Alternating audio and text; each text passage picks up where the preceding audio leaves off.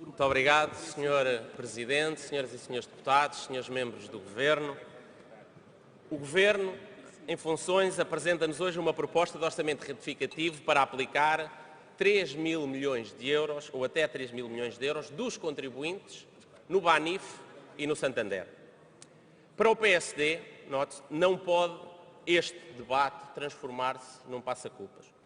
Não queremos utilizar este debate e este caso, como disse o Sr. Primeiro-Ministro em tempos, como uma arma de arremesso político. Estamos profundamente empenhados no apuramento de todas as responsabilidades de todos os agentes e autoridades, incluindo as administrações do Banif, Banco de Portugal e governos. Todos os governos. Esse apuramento de responsabilidade, a identificação do que é que correu mal, é muito importante, porque os portugueses estão, mais uma vez, a ser chamados a pagar uma fatura muito elevada, que creio que ninguém desejava.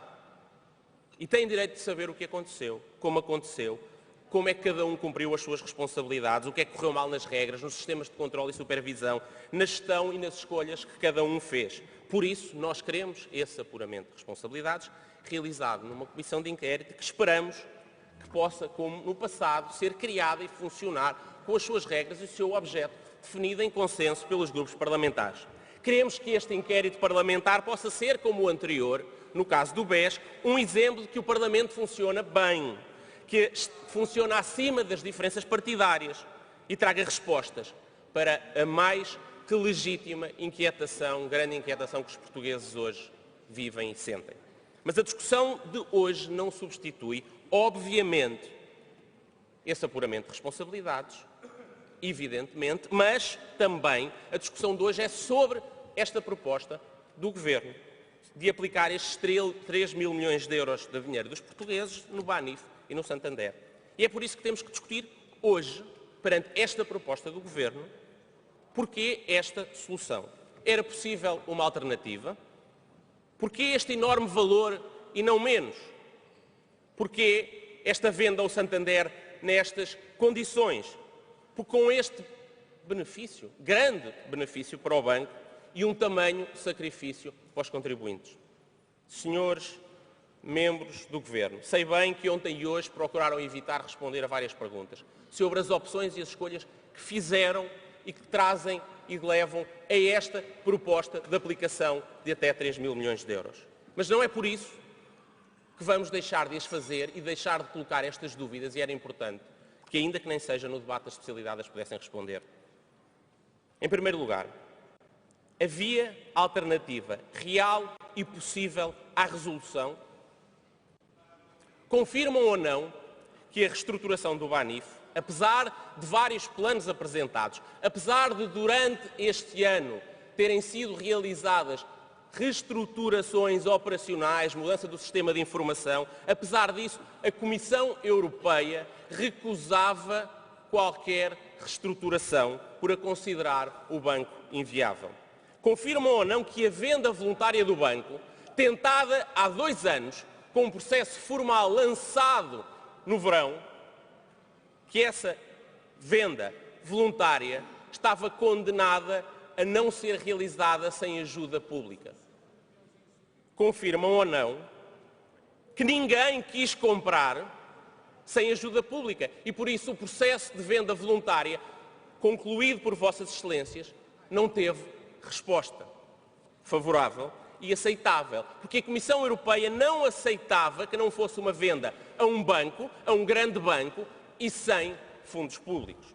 O Sr. Ministro veio ontem falar de uma outra alternativa possível. Já voltou a falar dela, ou o PS falou dela, a integração na Caixa. Mas deixem-me dizer-lhes, isso é uma não hipótese. Deixem-me chamar-lhe a hipótese espantalho. É utilizada apenas para distrair.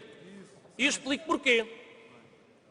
As regras europeias, o Sr. Ministro confirmou, não o permitem. A Comissão Europeia sempre disse que isso não era possível. O seu Secretário de Estado disse, e já lá vamos, o Sr. Secretário de Estado disse mais, que o custo dessa solução era igual ao custo agora aplicado. Mas reparem, o Sr. Ministro disse depois, às tantas perante isso, devia ter sido feito com o programa de assistência. Sr. Ministro, por alguma razão o Partido Socialista nessa altura não o disse. Em primeiro lugar, porque era juntar um buraco a outro buraco e esperar um milagre que não desse um buraco maior. Mas mais, ou tão importante quanto isso, Sr. Ministro, o Governo do Partido Socialista despediu-se a assinar um papel que impedia essa operação. O ponto 2.5 do memorando de entendimento dizia: a Caixa tem que reduzir de tamanho, tem que ser racionalizada, tem que vender as operações non-core, ou seja, a Caixa tinha que diminuir, a Caixa não podia aumentar com a integração do Banif. E por isso, isso nunca foi proposta, nem agora, nem antes. E os senhores sabem isso. Mas queria também, Sr. Ministro e Sr. Primeiro-Ministro, perguntar-lhes pela forma como escolheram fazer esta operação, porque a liquidação não era, e para nós não era, uma alternativa. Pergunta: pode um governo escolher o momento, o timing da resolução, ou é o Banco de Portugal que escolhe, o único que decide, e só o pode fazer quando o banco está em insolvência? E isso só aconteceu na semana passada, e só aconteceu por causa, palavras do Sr. Ministro, enorme corrida aos depósitos e preocupante que aconteceu na semana passada. E, senhores membros do Governo, é verdade ou não que só neste fim de semana estiveram verificados estes pressupostos? É verdade ou não que a Comissão Europeia, além de rejeitar a reestruturação do Banif, reestruturava nova ajuda pública, recusava nova ajuda pública que não fosse com resolução? A questão que fica agora é: porquê estes valores e os termos que este Governo e o Banco de Portugal decidiram, metendo 3 mil milhões de euros dos contribuintes, já ultrapassou o seu tempo, e vender assim ao Santander? Sr. Ministro, não soube responder nem informar se cada um dos limites que o orçamento, esta proposta aumenta, estão ou não esgotados. Mas ninguém percebeu, sobretudo, porque é que um banco com ativos de 12 mil milhões de euros impõe perdas aos contribuintes de 3,8 mil milhões. No BES, com uma injeção parecida, os ativos eram 5 ou 6 vezes superiores. Conclua, Sr. Deputado. Senhor Presidente, vou já concluir, se não se importar. É preocupante também perceber como é que o seu Governo... não me importa. Faz favor, Sr. Deputado. Como é que o seu Governo acorda e aceita com a Comissão Europeia perdas de 2/3 dos ativos, quando o mercado apenas dava um desconto de nem 1/3 seria? Que negociação foi esta de um Governo, de um Primeiro-Ministro, que dizia Deputado, que tem mesmo de concluir, porque foi dito desde o princípio que haveria uma enorme rigidez nesta fase. Faz favor.